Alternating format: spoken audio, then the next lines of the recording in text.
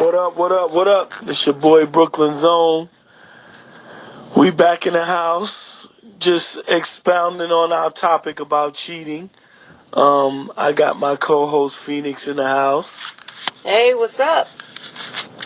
So Phoenix, last time we touched on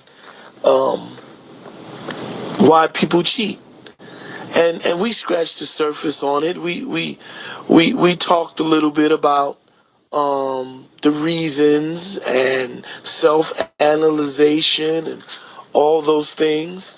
Um, and you know, the consensus I've been getting from a lot of women is they just want to know what the hell is going on with these dudes out here and why the hell he just is not satisfied with me. Why he got to be out there cheating? So, what do you have to bring to the table? What can you say for the fellas about that? Well, first of all, just simply on a biological level, if we get into the DNA of men and women, we're completely wired differently. Men are not wired for monogamy. Wow, are we gonna use that? Yeah. Because I'm speaking for the ladies. I know they're gonna be like, "That's some bullshit." I know. That's some real bullshit. So you trying to say the Creator created men to just procreate with every woman that there is? Yeah. Wow. On the most basic biological DNA level, men are not wired for monogamy. We're wired to procreate and spread our seed. I know it's uncomfortable to hear that. I think it's unbelievable to hear that. And you would be in agreement with a lot of women out there.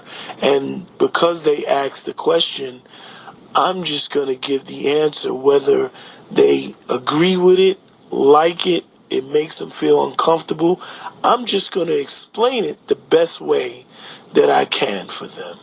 And hopefully, when I explain it, maybe it'll help them understand men a little better.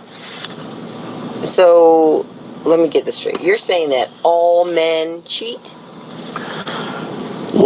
Because biologically you weren't created to be monogamous. Well, once again, whenever we have these conversations, we're always speaking in the gray area. So we always speak in generalities. It's always some but all. Some but not all. We never talk in absolutes. So I would never say all of anything. Okay. So I'm only speaking in generalities. And we know that when we're having these conversations. Okay, I just have to ask because it sounded like something that I just wanted to clarify it. I got you. Right. No. We're speaking general. Always, whenever we have these conversations, we're always talking in general. We know for a fact that there's exceptions to every rule. We know that, but we're speaking in generalities. And what I want women to understand is me saying that we're not wired for monogamy doesn't mean that it's not possible. But I want women to understand that we're not wired that way. And it is 100% a choice. But women never respect that choice.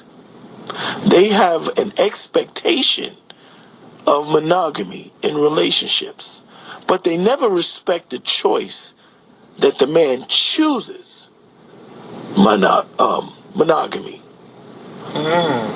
See, the female ego has this expectation of monogamy, but they never respect the fact that this male, your partner, husband, boyfriend, fiance, he chooses monogamy.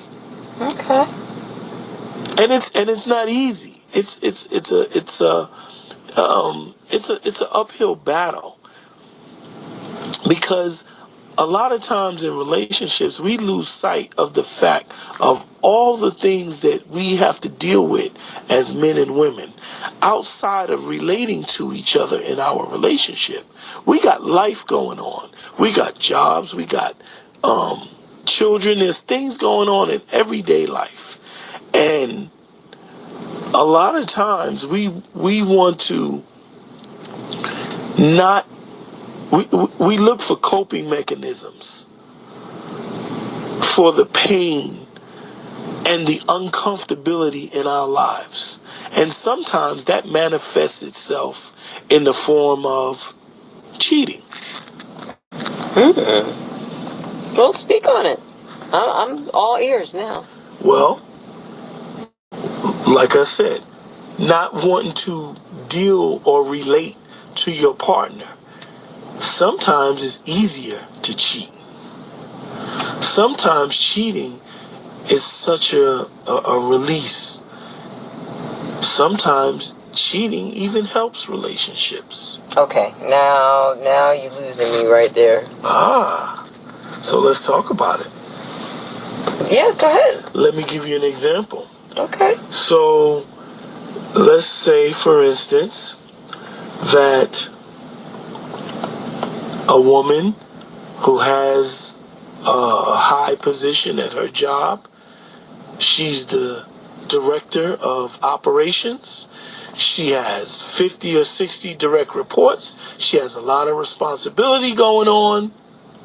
She comes home. Her husband is super duper demanding of her. Her children are super duper demanding of her. Her boss is super duper demanding of her. She's overwhelmed in her life. And all she needs is a release, an outlet to deal with all the stress that's going on in her life. She's being pulled in a million different directions. Now, a rendezvous in a hotel with a man that makes her feel good for an hour or two is easier than sitting down having a conversation with her husband, helping her kids with their homework, and turning in reports to her boss on the deadline. Does that make sense? I'm following the picture you're painting. And that's it right there. It's just that simple. Wow. It's just that simple. A lot of times cheating is a coping mechanism for the things that we as men and women don't want to deal with. I never looked at it like that. I'm not saying that it's right.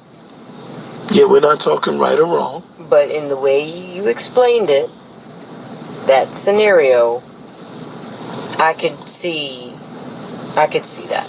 Yeah. Wow. And here's what I say to the fellas out there and to the ladies out there. Here's what I recognize. I recognize that people would rather live a comfortable fantasy than an uncomfortable reality. I'm going to say it again. We would rather live a comfortable fantasy than an uncomfortable reality. All right now. And that's why I'm doing this. Because I'm trying to get men and women to learn to relate to each other beyond these challenges, these beliefs, these expectations in relationships. We have to learn to relate to each other as human beings.